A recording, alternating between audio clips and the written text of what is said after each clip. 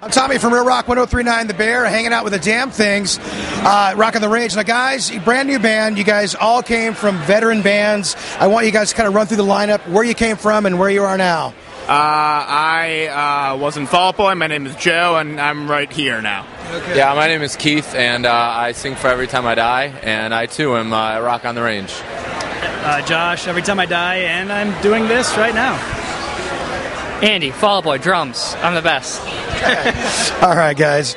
Now, I love the comic book themed video for the first single. We've got a situation here, but especially the parts where you guys were putting together your guitars and stuff like that, and the military issue type weapons, and of course when Scott blasts the woman. That's very Full Metal Jacket inspired, that part.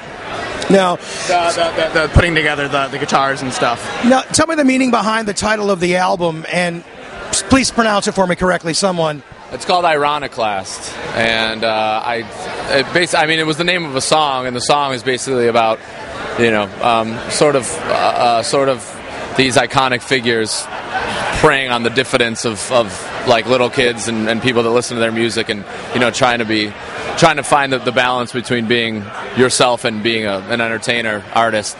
So that's what the song was about, and someone suggested we name the album that, because I guess it's kind of, with us being from different bands and having a history of seeing a lot in the music industry that, I think we're all kind of guilty of it and aware of it. So Now, one of my favorite tracks on the album, Blackheart. Tell me a little bit about Blackheart. My favorite track, too, by the way. I remember playing you the demo, and you're like, huh? That's pretty much it. Like, oh, that's cool. Yeah. I don't know. I mean, that's a pretty groovy tune.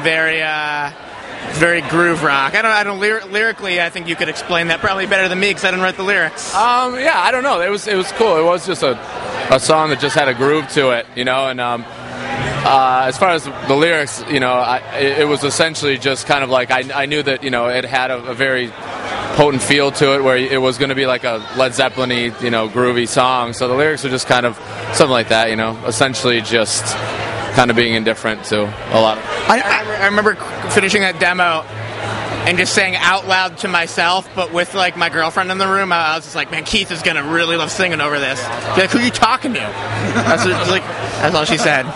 Well, I noticed a female on the track. Who was singing in the background? We just hired a couple of expensive dames to come and the priciest dames around. Priciest, pay by the hour dames. So now there was an effect on the lead in that I thought was badass. That little thing near the end. What was that? It's like that was really cool.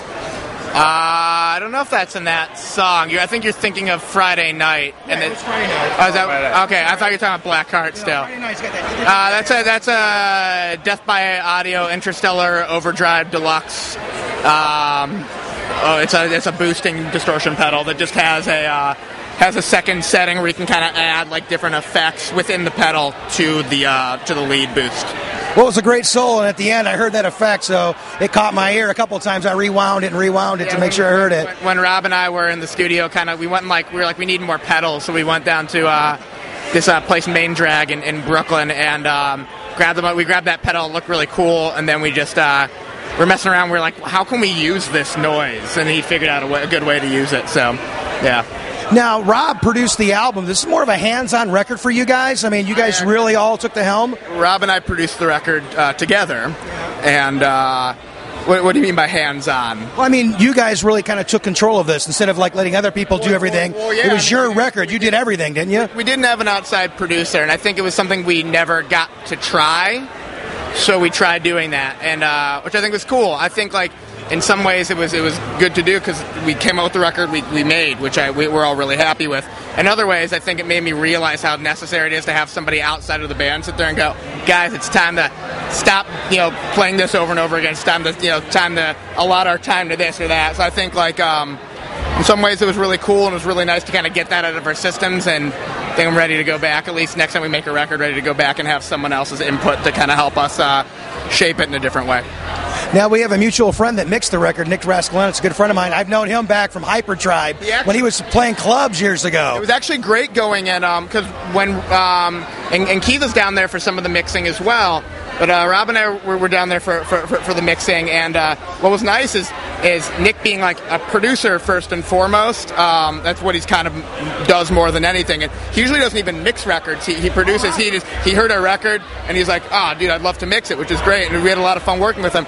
But he actually, he almost mixed it like a producer, and he had a lot of like production style mixing ideas, and even like it was like, it'd be cool if you guys went back and like did that overdub again or did this part again, So he had some cool production ideas as well. He definitely he put his Rascalinettes touches on the record for sure. Absolutely.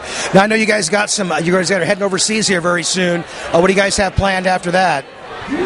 June is Europe, and we come home for a little bit, and we go to Australia in September, and then we probably do like a U.S. headliner in August. So, yeah. I heard Scott's not with you guys today. Hope everybody's doing okay with his wife. Yeah. Verge of pregnancy right now. Super pregnant. Yeah. Like you couldn't get any more pregnant. She is on bed rest, so he's got to be home. It's his first kid. He's got to be home for that. It was Ironiclast, right? Yes. Okay, that's the album, Ironiclast. Get it? Superstars in the band, great record. It's a lot of fun. Check it out and come see these guys. I'm sure they're on Facebook and everywhere else. The Damn Things, Rock on the Range 2011. I'm Tommy from 103.9 The Bear.